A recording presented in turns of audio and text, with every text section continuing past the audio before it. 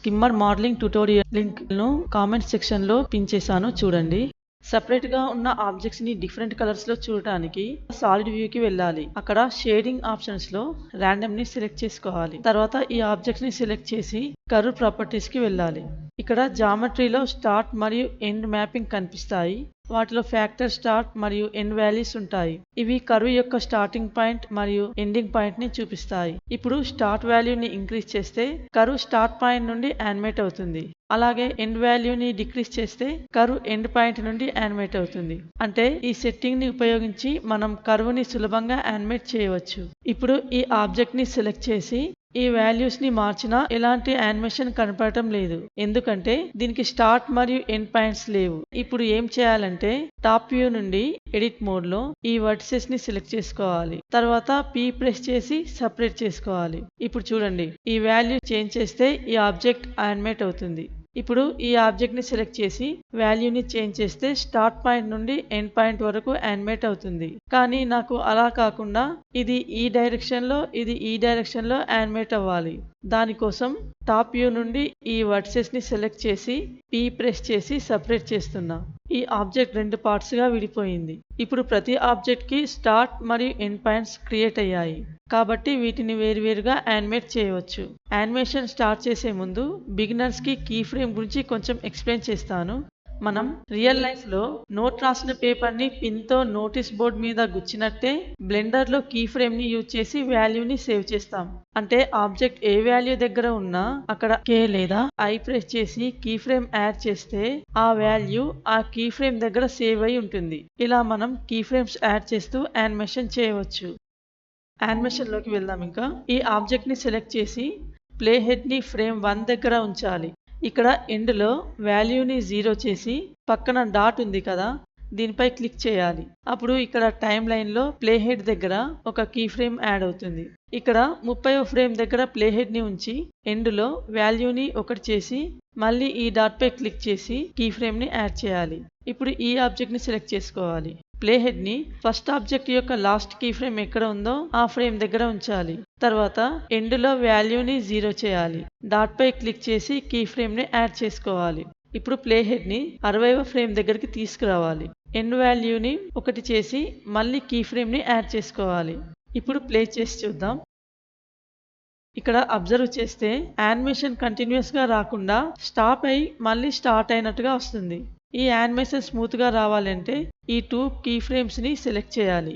Mouse cursor ని time line పైన ఉంచి T ప్రెస్ చేయాలి. అప్పుడు మనకి ఇంటర్పోలేషన్ ఆప్షన్స్ వస్తాయి. దీంట్లో లీనియర్ ని సెలెక్ట్ చేసుకోవాలి. అలాగే ఈ ఆబ్జెక్ట్ కీ ఫ్రేమ్స్ ని కూడా సెలెక్ట్ చేసి T ప్రెస్ చేసి లీనియర్ ని సెలెక్ట్ చేయాలి. ఇప్పుడు ప్లే చేసి చూద్దాం.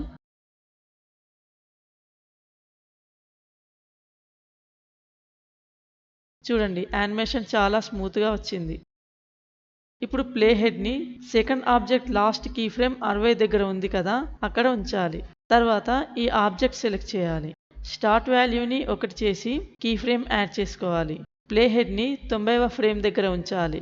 ఇప్పుడు స్టార్ట్ వాల్యూని 0 చేసి కీ ఫ్రేమ్ యాడ్ చేయాలి.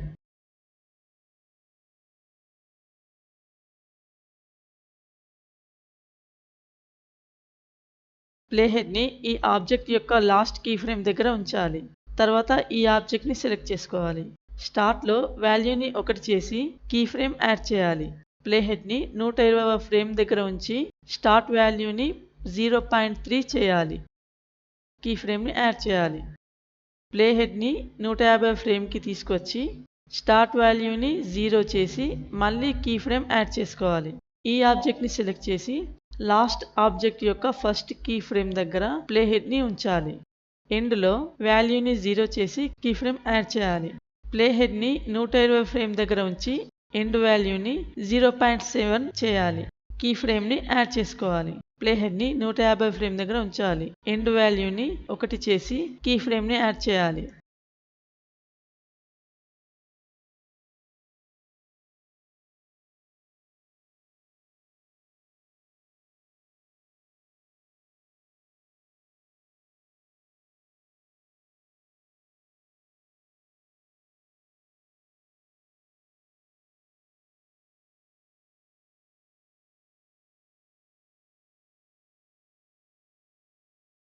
ఇప్పుడు స్కిమ్మర్ హ్యాండిల్ కోసం ఒక సిలిండర్ని తీసుకోవాలి.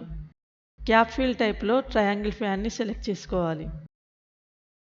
ఎడిట్ మోడ్లో స్కేల్ డౌన్ చేసి రొటేట్ చేసి దీన్ని ఇక్కడికి మూవ్ చేసుకోవాలి. అడ్జస్ట్ చేయాలి. పైవట్ పాయింట్ని గ్లోబల్ నుండి నార్మల్కి చేంజ్ చేయాలి. జీ యాక్సిస్లో స్కేలప్ చేసుకోవాలి. ఈ వర్టెక్స్ని సెలెక్ట్ చేసి షిఫ్ట్ S ప్రెస్ చేసి కర్సర్ టు సెలెక్టర్ని సెలెక్ట్ చేసుకోవాలి. అప్పుడు వర్టెక్స్ దగ్గరికి 3D కర్సర్ వస్తుంది. రైట్ క్లిక్ చేసి set origin to 3D cursor select చేయాలి. ఎందుకు ఇలా చేశానంటే నేను ఈ ఆబ్జెక్ట్ యొక్క ఆరిజిన్ని బేస్ చేసుకొని యానిమేట్ చేయాలని అనుకున్నాను. కాబట్టి ఆబ్జెక్ట్ ఆరిజిన్ని ఇక్కడికి తీసుకొచ్చాను.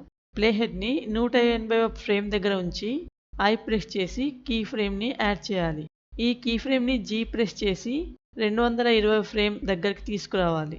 ఇప్పుడు S ప్రెస్ చేసి నంప్యాడ్లో 0 నొక్కాలి. తర్వాత I ప్రెస్ చేసి కీ ఫ్రేమ్ యాడ్ చేసుకోవాలి. వీటి పొడవు ఎక్కువైంది కదా, ఎడిట్ మోడ్లోకి వెళ్ళి కొంచెం తగ్గిస్తున్నాను. స్కిమ్మర్లోని అన్ని పార్ట్స్ యానిమేషన్ కంప్లీట్ అయింది. ఇప్పుడు ప్లే చేసి చూద్దాం.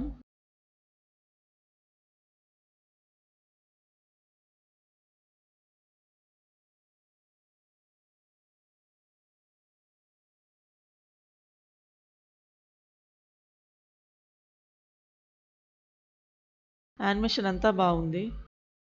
ఇలాంటి వీడియోస్ ఇంకా కావాలి అంటే కామెంట్ చేయండి. ప్లీజ్ లైక్ చేసి సపోర్ట్ చేయండి.